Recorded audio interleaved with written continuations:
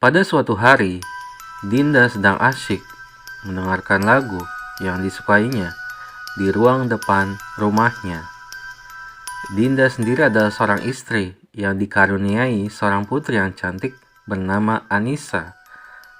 Selama mendengar musik, Dinda memantau putrinya yang sedang asyik bermain, dan sesekali putrinya juga berjoget mengikuti alunan musik yang disetel Dinda. Awalnya tidak ada sesuatu yang aneh yang dirasakan Dinda, hingga tiba-tiba terdengar suara pintu kamar depan yang diketuk dari dalam. Padahal saat itu tidak ada orang sama sekali di dalam kamar. Sebenarnya suara ketukan pintunya cukup kencang, sehingga putrinya Anissa terkaget dan berkata, "Hah? Bunyi apa itu?" Namun suaranya tertutup dengan suara musik dari speaker yang dihidupkan oleh Dinda. Tak hanya berdua, saat itu ada adiknya Dinda bernama Ana yang juga mendengar suara itu. Ketika mendengar suaranya, Dinda dan Ana saling bertatapan dan sempat berdebat. Ana pun berkata, "Itu suara dari mana?" Menurut Dinda, suara itu berasal dari kamarnya. Namun menurut Ana, suara itu berasal dari kamar mandi karena keponakannya Anissa langsung menoleh ke arah jendela kamar mandi saat mendengar suara itu. Karena tak mau ambil pusing, Dinda dan Ana berusaha melupakan kejadian itu. Lalu Dinda mengecilkan volume lagu yang ia setel. Singkat cerita, pada sore hari, suara azan maghrib terdengar yang menjadi tanda untuk berbuka puasa. Saat berbuka puasa, Dinda berada di meja makan, sementara sepupunya sedang berada di depan TV. Lalu adiknya, Ana, sedang masak di dapur. Putrinya Dinda, Anissa, sedang bermain di dalam kamar. Saat itu, suaminya Dinda masih dalam perjalanan pulang. Saat sedang asyik mengobrol dengan sepupunya, tiba-tiba terdengar suara orang melompat di dalam kamar mandi. Suaranya cukup kencang hingga Dinda dan sepupunya saling bertatapan terlebih dahulu sebelum melihat langsung ke kamar mandi. Lalu sepupu Dinda mencoba masuk ke kamar mandi dan pintu pun dibuka lebar-lebar supaya Dinda juga bisa melihat kondisi di dalam kamar mandi. Dan ternyata botol sabun yang isinya masih banyak terbaring di lantai kamar mandi. Kalau mau dibilang jatuh itu mustahil karena botol sabun sengaja diletakkan di lantai dekat tembok tepat di sebelah ember. Sepupunya mencoba meletakkan kembali botol sabun dalam posisi tegak dan mencoba menyenggolnya supaya botol sabun itu jatuh ke posisi yang sama. Saat dipraktekkan, ternyata bunyi yang dihasilkan tidak sekeras dengan suara yang Dinda dan sepupunya dengar. Perasaan mereka berdua pun mulai takut.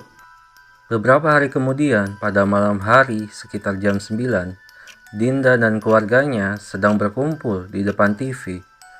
Adiknya Dinda yang cowok, Anwar, sedang bermain game bersama suaminya Dinda. Sementara Dinda dan adiknya, Ana, sedang menonton video dari sebuah channel YouTube yang disambungkan ke TV. Dan putrinya Dinda, Anissa, terlihat sedang bermain sambil mondar-mandir di depan TV. Lampu sengaja dimatikan karena mereka berdua ingin menambah suasana seram saat menonton video tersebut.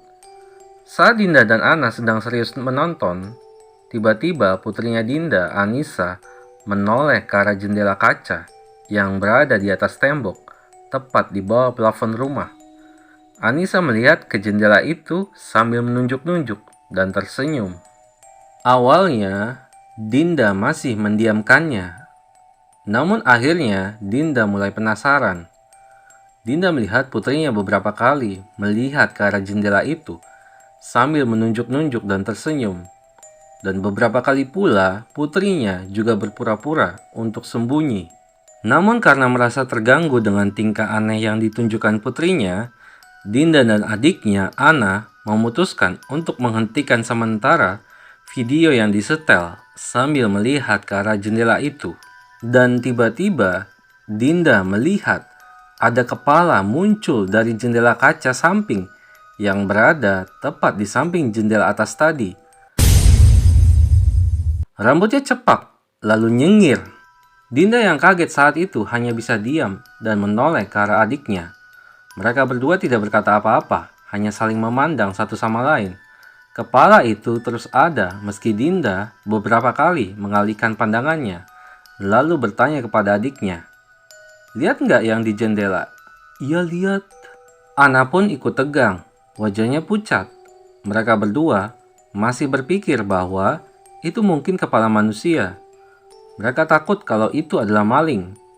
Kehebohan pun dimulai saat Dinda berteriak, "Woi, siapa itu woi?" Suami Dinda dan adiknya Dinda yang cowok, Anwar, sontak kaget mendengar teriakan Dinda. Dinda pun langsung menggendong putrinya dan Anwar berlari ke arah belakang rumah.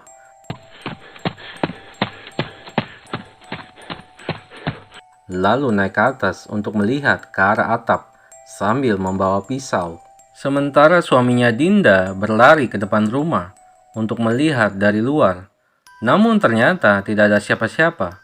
Suara langkah kaki orang juga tidak terdengar sama sekali. Dinda dan Ana yakin sekali kalau itu kepala orang. Kepala itu terlihat sangat jelas karena lampu teras dan lampu tetangga depan rumahnya dalam keadaan hidup dan lumayan terang, meski lampu rumahnya dimatikan. Beberapa hari setelah kejadian itu, mereka semua memiliki kesimpulan masing-masing. Dinda menyimpulkan bahwa kepala yang muncul itu kemungkinan bukan manusia, karena bagaimana caranya dia bisa naik ke situ, lalu kepalanya nyembul keluar dari samping seperti orang yang mengintip sambil nyengir. Ada yang mengatakan bahwa itu Kuyang yang sedang mengajak putrinya untuk bermain. Sementara ada juga yang bilang kalau itu setan panjang. Sampai sekarang, Dinda dan adiknya, Ana, masih trauma jika melihat ke arah jendela itu saat hari sudah malam. Teror pun tak berhenti sampai di situ. Suatu hari, setelah selesai melaksanakan sholat maghrib, Dinda sedang berdua saja di rumah dengan putrinya, Anissa. Suami dan adiknya yang cowok belum pulang. Dinda memiliki sebuah boneka Talking Tom yang bisa bernyanyi dan tertawa mendongeng. Pada saat itu, boneka tersebut disimpan di kamar tidurnya, tepat di depan TV, dan berdiri menghadap jendela. Saat Dinda dan putrinya sedang berada di depan TV ruang depan, pintu kamarnya dalam keadaan tertutup. Ketika sedang asik bermain game, dan putrinya juga sedang bermain, tiba-tiba terdengar suara boneka Talking Tom dari dalam kamar.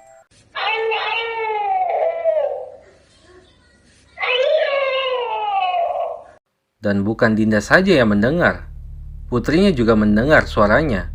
Lalu ia berkata, "Mama, Tom suara tuh." Beberapa detik kemudian, suara boneka itu kembali terdengar hingga 3 kali setelah masing-masing jeda beberapa detik.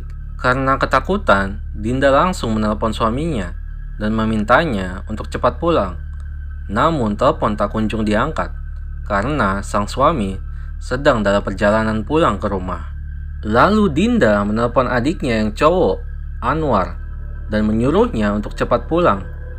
Saat itu Dinda terdiam di sofanya, tidak berani bergerak atau masuk ke kamar untuk mengecek. Ia pun langsung mengencangkan suara TV untuk menutup suara teror dari boneka itu. Kisah horor yang dialami Dinda seakan tidak ada habisnya. Suatu malam, Dinda tidur lebih cepat dari biasanya. Setelah menidurkan putrinya, Dinda pun ikut tertidur. Tiba-tiba sekitar jam 2:30 pagi, ia terbangun untuk buang air kecil. Tak pikir panjang, Dinda langsung ke kamar mandi sekaligus mencuci muka. Sesampainya di kamar tidur, Dinda duduk di ujung kasur, menyender tembok, lalu menghadap ke lemari untuk mengambil peralatan skincare. Selagi memakai krim malam dengan memakai penerangan lampu flash handphonenya, tiba-tiba seakan ada yang menyuruhnya untuk menoleh ke arah jendela. Tanpa disangka-sangka, ada bayangan orang melintas di depan kamar. Kecepatan melintasnya tidak lambat dan tidak juga cepat. Melintasnya seperti orang yang sedang meluncur memakai sepatu roda. Bayangan itu melintas dari kanan jendela menuju ke arah kiri, lalu menghilang. Dinda pun tidak bisa bicara apa-apa. Ingin teriak pun juga tidak bisa. Seolah-olah dia menjadi patung dalam sekejap. Tangannya tiba-tiba dingin dan kaku. Matanya masih melotot ke arah jendela itu. Dinda yang membangunkan suaminya dengan nada suara panik sontak membuat suaminya meloncat dari tempat tidur dan segera memeriksa keadaan di luar jendela. Dan ternyata tidak ada siapa-siapa di situ. Karena ketakutan, Dinda pun langsung tidur saja. Meski krim malam belum diaplikasikan ke seluruh wajahnya, hanya setengah wajahnya saja yang sudah diolesi krim malam. Sampai sekarang, Dinda tidak berani melihat ke arah jendela ketika berada di kamar sendirian. Itulah sebagian dari kisah horor yang dialami Dinda sewaktu berada di rumahnya.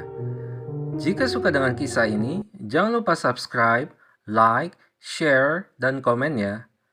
Sampai jumpa di kisah horor Dinda lainnya dan kisah-kisah horor misteri selanjutnya.